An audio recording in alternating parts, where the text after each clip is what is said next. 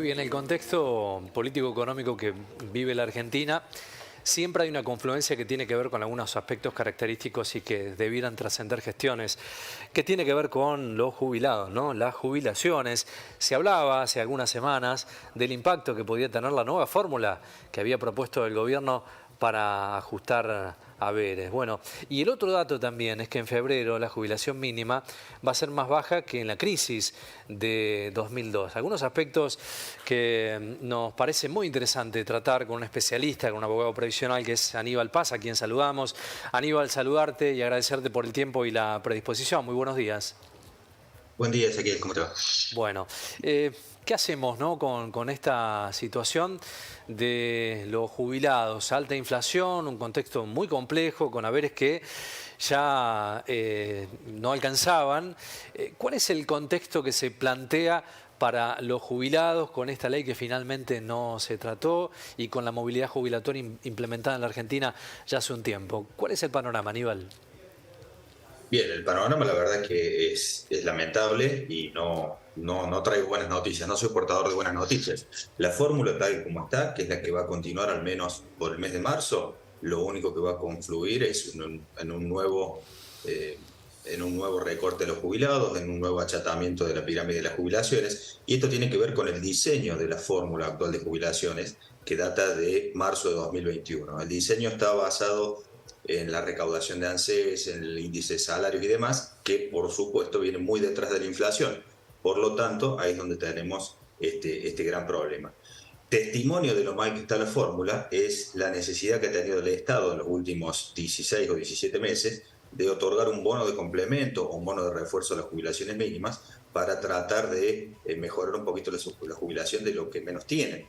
El problema es que hay un tratamiento desigual para el resto de los jubilados. Normalmente los jubilados que tienen las mínimas, en algunos casos se han jubilado por moratorias, no tienen todos los aportes completos, y entonces eso deja entrever qué pasa con el resto de los jubilados, aquellos que sí han aportado 30 años y tienen jubilaciones por encima de la mínima. Claro. Bueno, en estos casos los aumentos han sido pésimos. A ver, en la variación interanual de lo que es las jubilaciones comunes sin bonos ha sido de 110% contra una inflación de 254%. Claro. Entonces ahí vemos un evidente deterioro. Aníbal, en los últimos, digo, para hacer un contexto político-económico de los últimos 15, 20 años, ¿en qué momento se empezó a corregir y había como alguna posibilidad de ver alguna esperanza, ¿no?, en esta fórmula de movilidad? ¿Y qué pasó en el camino? Bueno, a ver, la verdad que ha sido una sucesión de descalabros. No ha habido en ningún momento buena noticia para Mm. los jubilados. Pensemos, arranquemos este siglo, vos me pones un parámetro de tiempo, veamos Sí. los últimos 20 años, ¿qué ha pasado? Entre 2004 y 2009 no había fórmula de movilidad jubilatoria, solamente se dieron movilidades por decreto, entre el año 2005, 2004 y 2009.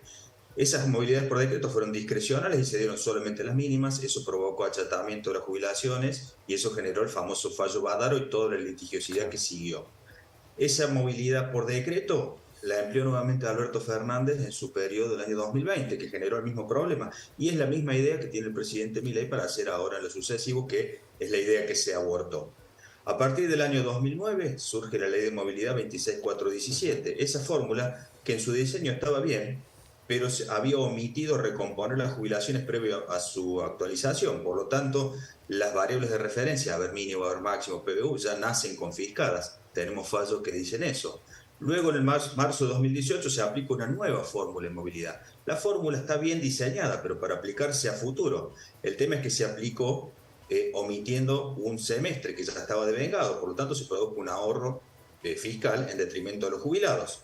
La fórmula esa, que luego se suspendió y vino Alberto Fernández y la aplicó por decreto, hoy, con el diario del lunes, es mejor que la fórmula que actualmente tenemos. ¿Por qué? Porque recoge la pauta de inflación. El tema es que en su momento se aplicó de manera tal de generar un ajuste. Año 2020, volvemos a lo que había pasado en 2004, Claro. movilidad por decreto, discrecional, achatamiento. Y año 2021, nuevamente una fórmula que en su diseño podría estar bien, pero nuevamente omite un trimestre de actualización. Y hoy, con la alta inflación que tenemos, esa fórmula queda totalmente fuera de contexto. Por lo tanto, en los últimos 20 años no ha habido ninguna noticia buena para los jubilados en materia de actualización de jubilaciones. ¿Cuál debiera ser el camino, Aníbal, que con un consenso bueno, de fuerzas políticas, debiera iniciarse, ¿no? Para tratar de comenzar un periodo de corrección y una devolución histórica a una caja, ¿no? Como es la de los jubilados. ¿Cuál debiera ser el camino a tu criterio para empezar a transitar de una vez por todas? A ver, si tuviéramos la receta, claramente sería milagroso. ¿Por Pero qué? digo, Porque lo ¿cómo que nos hacen otros encontramos países aquí, de la región, digo, por ejemplo? A ver, es muy difícil comparar contextos socioeconómicos y economías Claro. diferentes, ¿no? Pero siendo lo nuestro, vos dijiste una palabra clave, que es el consenso, un consenso que nosotros no tenemos en nuestro país. Es imposible Mm. sancionar cualquier tipo de norma, no solo ahora por esto que estamos viendo, pero recordemos el año anterior, no tenemos presupuesto, el Congreso no se reúne, bueno, no es de ahora, de esto último que está pasando con el mega DNU, la ley ómnibus. Esto viene desde hace rato, tenemos una grieta que ha sido una Sí. catástrofe social y política que nos ha impedido avanzar en todo sentido, pero lo estamos viendo ahora que también sucede un poco lo mismo. Entonces, lo primero es el consenso. Segundo, claramente una fórmula, la fórmula de movilidad. ¿Cuál es la lógica? ¿Cuál es la razón de ser? ¿Cuál es la naturaleza jurídica de la movilidad jubilatoria? Es que se le permite al jubilado mantener a lo largo del tiempo el poder adquisitivo de Claro. su jubilación. El poder adquisitivo al que ha llegado una vez que se ha jubilado luego de una larga carrera de trabajo. Entonces, si todas las fórmulas conllevan digamos, un deterioro del poder de compra, esa fórmula resulta ser inconstitucional. Entonces, lo primero que habría que hacer es recomponer a un valor histórico, habrá que fijar cuál es el mejor momento de los últimos 20 o 30 años para recomponer a ese momento y a partir de allí buscar la forma de que se mantenga a lo largo del tiempo ese poder adquisitivo, que no lo deteriore cada gobierno que viene, que borra con el codo lo que hizo con la mano el gobierno previo y arma el costado azul del cubo de Rubik, pero desarma el lado amarillo. Y el que viene arma el rojo y desarma el verde. Aquí estamos hablando de un problema que tiene muchas aristas, muchas caras, como ese cubo de Rubik, y hay que armarlas a todas. No sirve armar una cara y desarmar las otras. Es el problema de la manta core. Aníbal, en tu expertise de hace muchos años en esta actividad previsional, tenés cara a cara a los jubilados, ¿no? ¿Cuál es la principal preocupación que podés bueno, interpretar en los diálogos que tenés continuamente con ellos? Bueno, la principal preocupación es que no llegan a fin de mes, la principal preocupación es que quieren hacer lo que sea necesario para litigar al respecto de un reajuste, una recomposición de haberes. La principal preocupación es lo que yo mencionaba hace un rato. Una vez que uno se jubila se acaban las banderas políticas. Acá nadie defiende la fórmula de tal o la fórmula de cual. Acá son todas las fórmulas son lo mismo, porque para el jubilado conducen a todos al mismo resultado. Entonces se acabó la ideología en el momento que una persona se jubila, y es donde se empieza a ver un poco la realidad.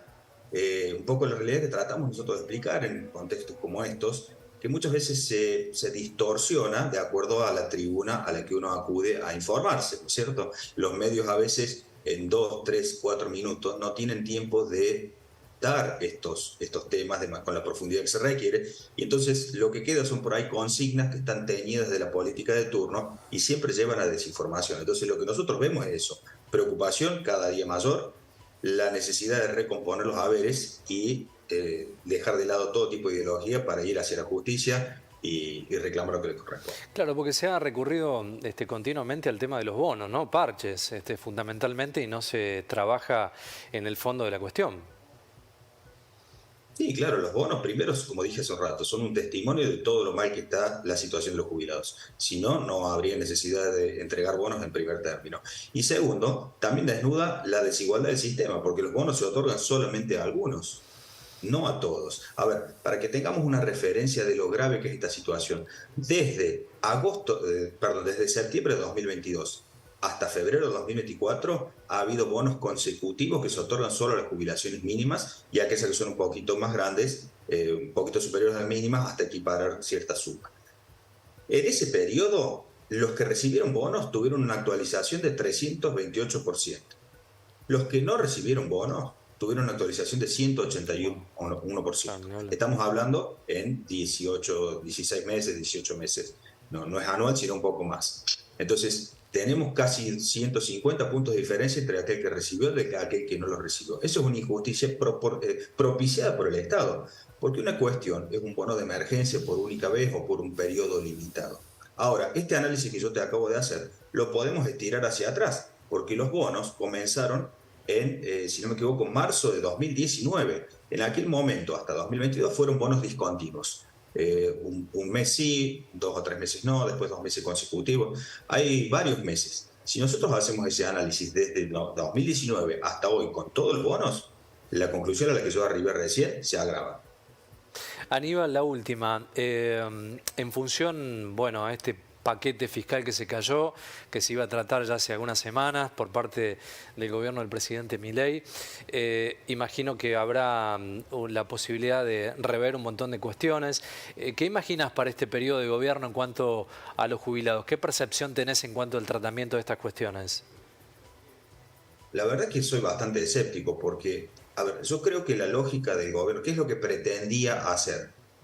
Dar movilidad por decreto. Eso en sí mismo no está mal, el tema está cuál es el límite, porque si no eso deviene arbitrario o deviene discrecional. Ahora, tal como tenemos una fórmula, era posible que el gobierno diera una movilidad por decreto superior a la fórmula actual, aunque inferior a la inflación. Por lo tanto, se mermaría un poco la pérdida. No es la solución, pero sería un paliativo. Pero al no haber esta ley, va a continuar esta fórmula. ¿Se insistirá con un nuevo planteo por decreto? Probablemente, pero ahora tratado de manera independiente. Ya sabemos lo que pasó cada vez que se modificó la fórmula jubilatoria. Lo que vamos a ver es un nuevo escenario de hipocresía política también, porque se cambian las camisetas, Claro. los que antes criticaban ahora aplauden y viceversa, porque todos los sectores de la grieta en algún momento apoyaron una determinada fórmula o apoyaron decretos, y ahora se cambian los roles. Por lo tanto, nos vamos a encontrar en una discusión empantanada que va a acabar muy probablemente en otro achatamiento, en otro ajuste fiscal, con otro nombre.